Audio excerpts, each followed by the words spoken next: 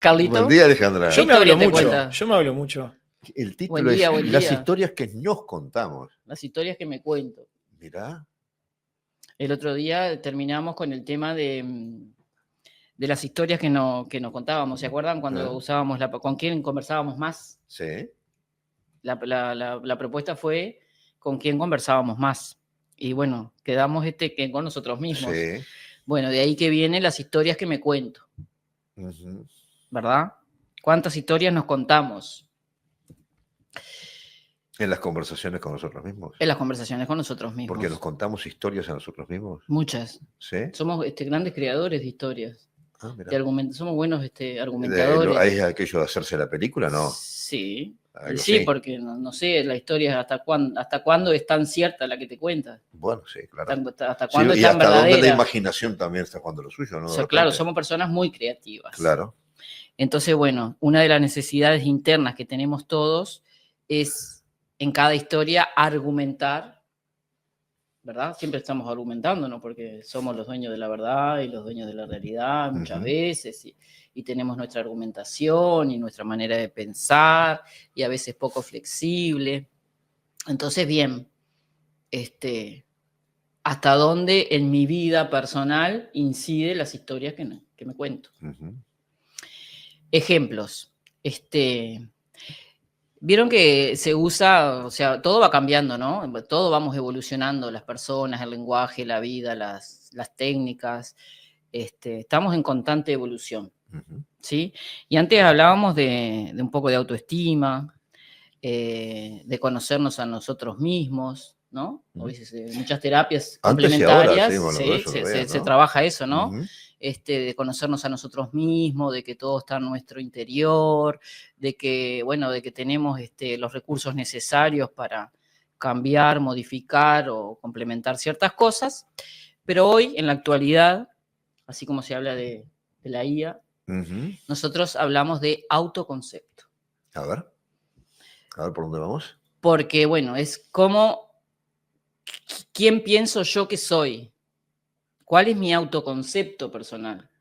Porque una cosa es, vieron que nosotros usamos en la programación neurolingüística el tema del impacto de las palabras, el lenguaje que usamos, que no es hablar bonito o que quede lindo lo que digo o lo que hablo, sino realmente cómo impacta cada palabra que yo uso en mí o en los demás, ¿verdad? Entonces, es la autoestima trabaja como el conocimiento de sí mismo, ¿no? Una cosa es conocerme a mí mismo y otra cosa es el concepto, el autoconcepto que yo tengo de mí mismo. Entonces, la pregunta es, ¿quién soy? ¿Cómo me veo? ¿Cómo me siento? ¿Qué hago? ¿A dónde quiero ir? ¿No? Esa es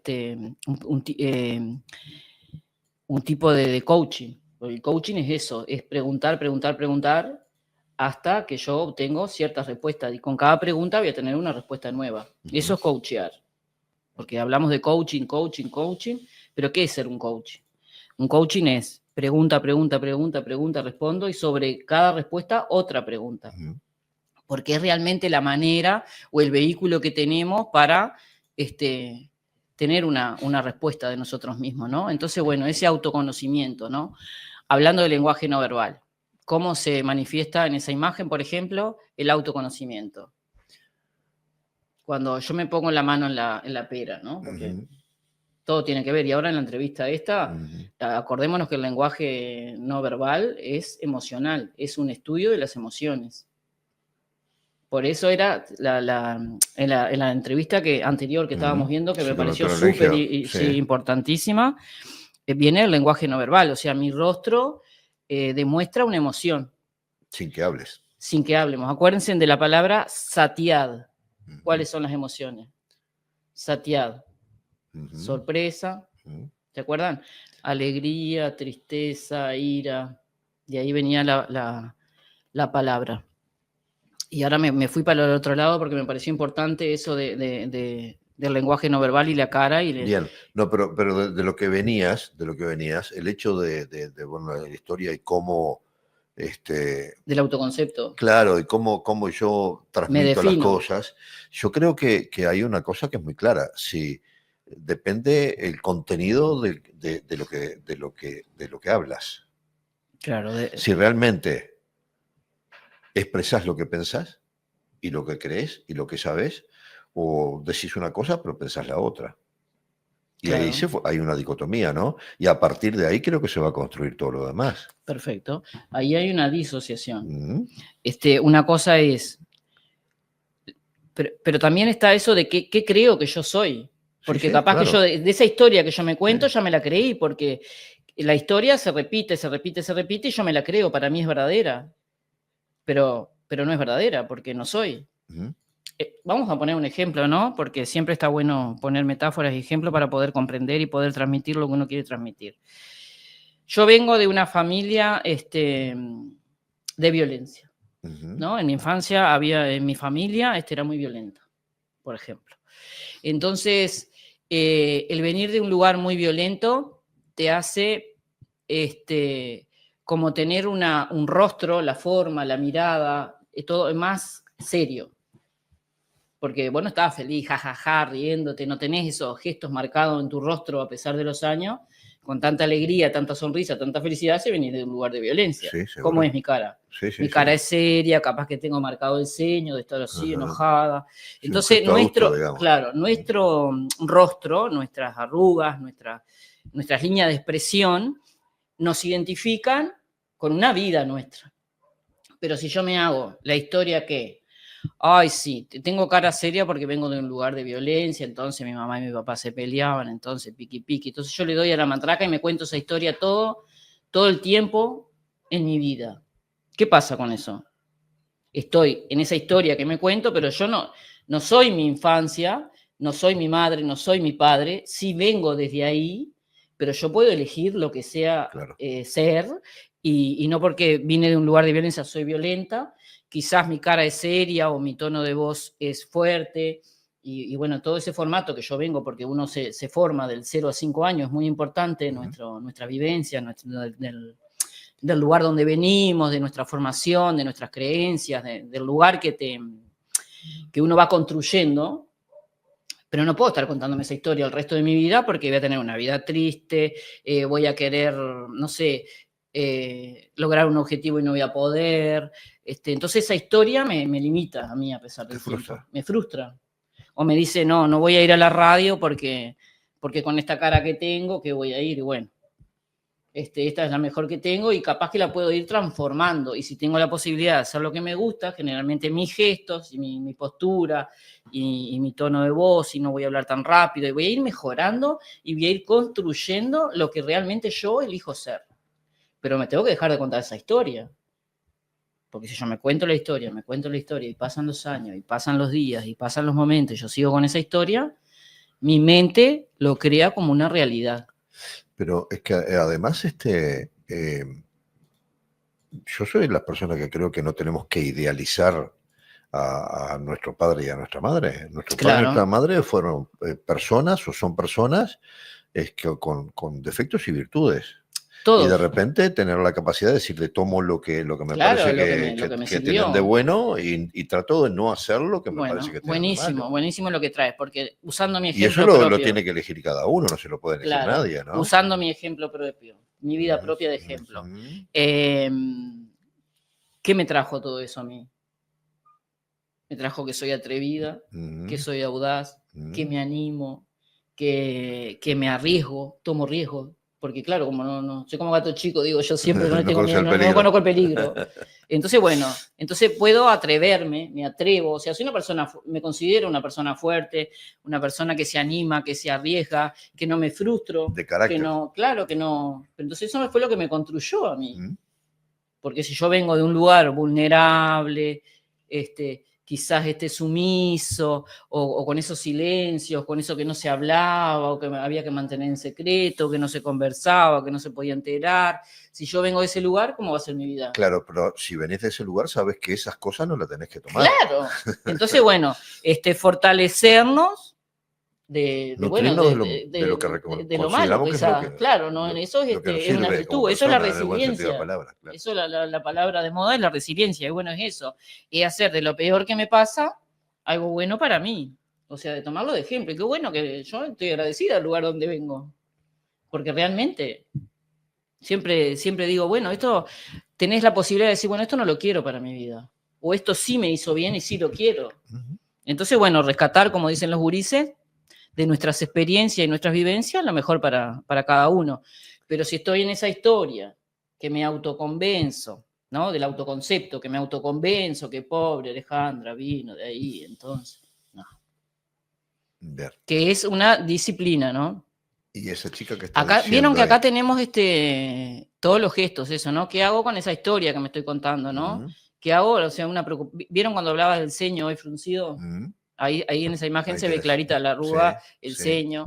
Bueno, y eso, a pesar del tiempo, quedan marcados. Entonces, son elementos en la comunicación no verbal que yo puedo identificar una persona, más allá de lo que me dice, más allá de lo que me cuenta, más allá de lo que me muestra. Yo por un ceño, por una arruga, por una postura corporal, ¿no? Puedo saber el estado emocional de alguien, que es lo que se hablaba hoy anteriormente, ¿no? Porque sabemos las emociones. Una cosa es estar arrolladito y todo arrugado, así, una cosa, y otra cosa es estar empoderado, con los brazos abiertos, otra cosa es estar así. Bien. Y esa historia que nos contamos, en la medida que el tiempo va pasando, ¿eso podemos irlo cambiando, modificando a nosotros? Sí. ¿O qué tiene que pasar para poderlo hacer? Vieron, acá, por ejemplo, tenemos una imagen, ¿no? De alguien dándose la cabeza contra la pared, ¿no? ¿Qué hago con esto? Porque todo, a ver, las personas todas tenemos objetivos, todos queremos llegar a un lugar. Por eso la PNL trabaja de un estado presente a un estado deseado. Entonces, mi estado presente de hoy, bueno, me estoy dando la cabeza porque no puedo lograr esas cosas, o porque no puedo lograr un objetivo, o no Para mí veo es un símbolo de frustración y de preocupación, ¿no? Claro. Entonces, bueno, ¿cómo hago? ¿Cómo hago para salir de ese lugar? La pregunta del millón, ¿no? Sí, está buenísimo saber y hablar de afuera los opinólogos, esa cantidad de opinólogos que hay, que dicen, bueno, sí, esto te pasa por esto, aquello te pasa por lo otro, entonces tendrías que, si hicieras que.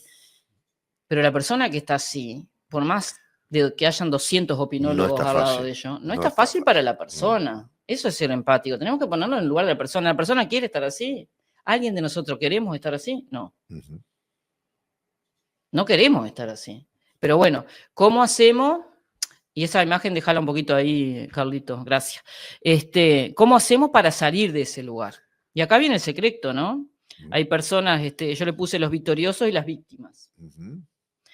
Porque para salir de ese lugar también hay que tener como una actitud y como una fuerza interior y exterior que nos logre salirnos de nuestra actitud victimaria.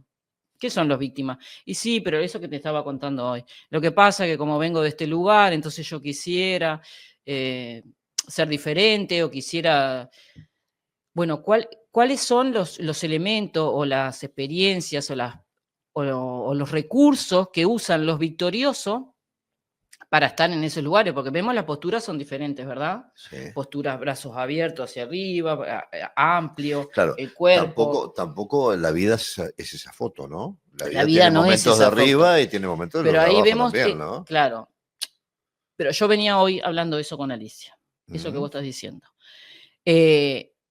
La vida no es eso, pero la vida se convierte en eso gracias a la historia que yo me cuento. Bueno, sí. Porque yo puedo acostarme en casa o deprimirme 2 días o 3 días y me puedo encerrar y capaz que me pasa esa basura mental, porque yo creo mucho en la mente, ¿no? Yo amo y por eso comparto, es cómo funciona la mente y cómo impacta en nuestro cuerpo y en nuestra vida, la cabeza, ¿no? El disco duro. Sí, claro. Es la dueña de nosotros. La que toma las decisiones. Entonces, yo, a ver si a ustedes no les pasa, a Carlito, a ti, Jorge, ¿no te ha pasado nunca que te ha dicho, por más que tú ames esto, hoy no tengo ganas de ir a la radio? ¿Nunca les ha pasado eso? A mí todavía no. Bueno. El día que me pase me entran preocupados. Bueno, pero eso es un tema de un estado. Vocacional, además, claro, ¿no? Bueno, pero puede pasar en algo que a uno le guste, que la mente boicotee y diga, hoy no tengo ganas, o hoy no quisiera, pero viene. Y cuando vienes te sientas el hombre más poderoso del mundo porque tú realmente estás acá y haces lo que amas hacer. Pero a todos nos boicoteamos, o no tengo ganas de ir al liceo, o no tengo ganas de dar el examen, o no tengo ganas de esto, o no tengo ganas de aquello. Si nosotros nos encerramos en ese pensamiento, porque realmente es un pensamiento, es una comunicación que yo tengo conmigo, porque nadie se entera que no quiero venir a la radio o que no quiero dar el examen. Es una comunicación conmigo. Interno, seguro. Interno, claro.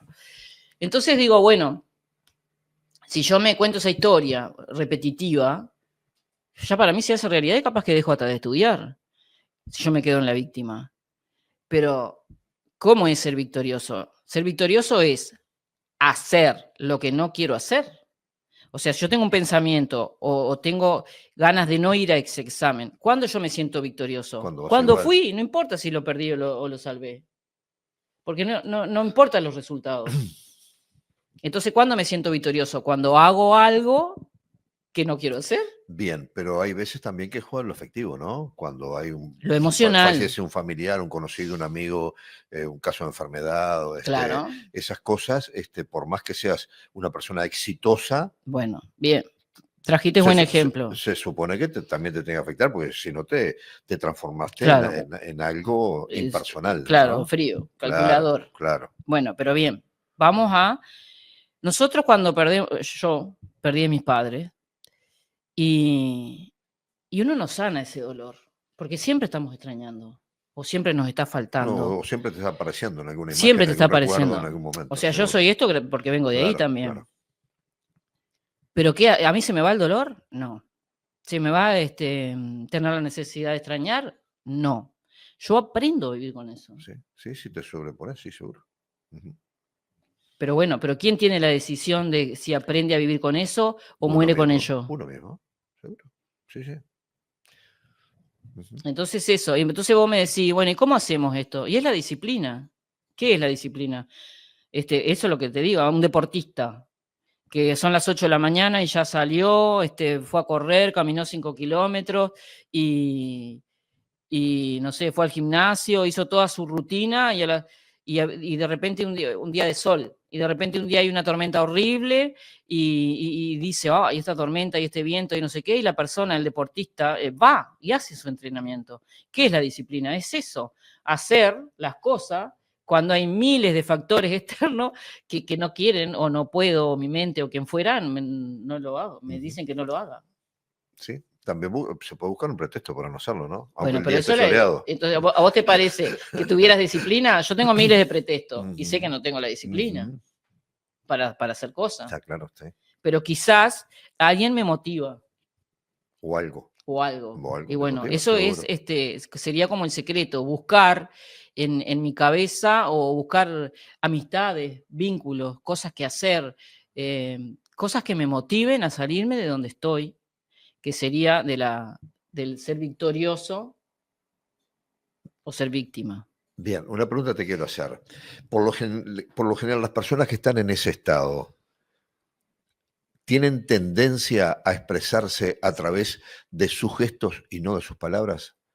¿Se introducen en sí mismos y tratan de no hablar y no expresar en palabras lo que les pasa, pero lo expresan corporalmente y en su gestualidad? 100%. Sí, es así. 100%. Eso no hay duda. O sea, la comunicación no verbal es una ciencia. No es algo que se crea o no se crea. Es una ciencia. O sea, esto lo estudió una ciencia. ¿Sí? Y bueno, se trata de eso, cómo nosotros con el rostro, con la postura, con nuestra parte fisiológica, demostramos un estado. Ese estado es un estado emocional. Eso está comprobado científicamente, biológicamente. Nadie está triste y anda así. Nadie. Si yo estoy triste, siquiera queriéndolo disimular. Ni siquiera queriéndolo disimular porque no le sale bien. No te sale. Bien. Todo esto. Más allá de la actuación, porque es algo inconsciente. No es algo que nosotros podamos dominar conscientemente. Capaz que lo puedo dominar un ratito para que tú te la creas o tú disimules. Pero si nuestro compartir va a durar 2 o 3 minutos, tú te vas a dar cuenta. Bien. Primero, darse cuenta de qué es lo que nos pasa. Darse cuenta. Segundo, el hecho de querer revertir la situación. Tercero, si no tenés la voluntad, no lo vas a lograr. Disciplina, voluntad, actitud. Sí, todo depende de ti. Y ojo con las historias que me cuento, ¿no? Porque capaz que, bueno, yo soy una gran contadora de historias, siempre digo. Si aquello no te la creas. Yo tengo una historia que me cuento y pasan los años y los días y me la sigo contando. Y es la gran mentira, ¿no? Como la comedia, la gran mentira. Bueno, pero yo me encanta contarme esa historia. A mí no me gusta hacer deporte. Y me cuesta horrible. Porque no lo disfruto, porque no me gusta, porque soy negativa, no sé, por todos los adornos que tú le quieras poner. Pero yo me cuento la historia. El lunes voy, el martes voy y te voy a acompañar a Soraya, que, por ejemplo, le vamos a dar un saludo grande a Soraya hoy que no pudo venir, está complicada con los padres. Y digo, te acompaño, el lunes te acompaño, el miércoles te acompaño. Voy un día y no voy más. O sea, soy una gran contadora de historias.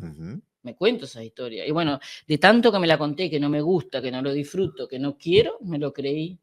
La tengo bien instalada. Muy instalada. Y no podés con eso. Eso es como un programa. Y no podés con eso. No puedo eso es más fuerte que vos. Sí, sí.